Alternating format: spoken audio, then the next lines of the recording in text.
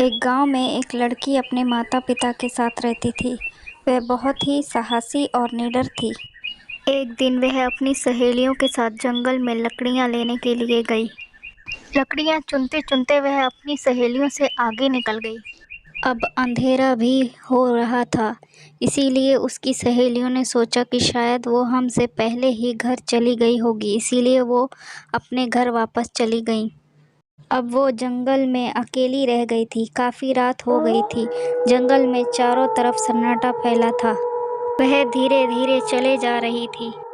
अचानक उसने किसी के रोने की आवाज़ सुनी।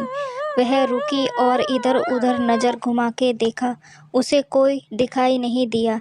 फिर वह आगे की तरफ बढ़ने लगी। तभी फिर से उसने किसी के रोने की आवाज़ सुनी। फिर उसने देखा कि झाड़ियों के पास कोई बैठा हुआ है और ज़ोर-ज़ोर से रो रहा है। उसने सोचा कि वह कोई व्यक्ति है। वह उसकी तरफ बढ़ ही रही थी कि तभी वह गायब हो गया। अब तो उसे डर लगने लगा। वह तेज़ी से अपने घर की तरफ दौड़ने लगी। तभी उसने सुना कि कोई उससे कह रहा था, कहाँ भागी जा रही हो? मेरी मदद तो करके जाओ। इतना कहने के बाद वह ज़ोर-ज़ोर से हंसने लगा। हा हा हा हा हा हा हा हा।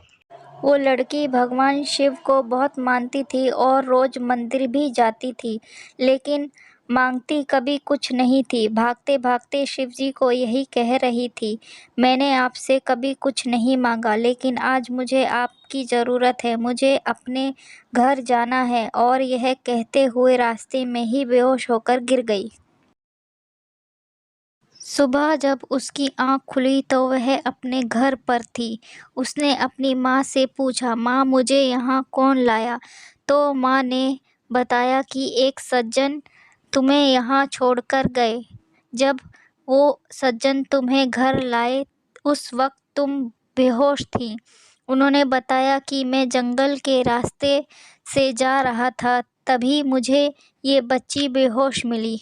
लड़की सोच रही थी आखिर वो कौन थे। अगर सच्चे दिल से मांगो तो भगवान भी आपकी मदद करते हैं।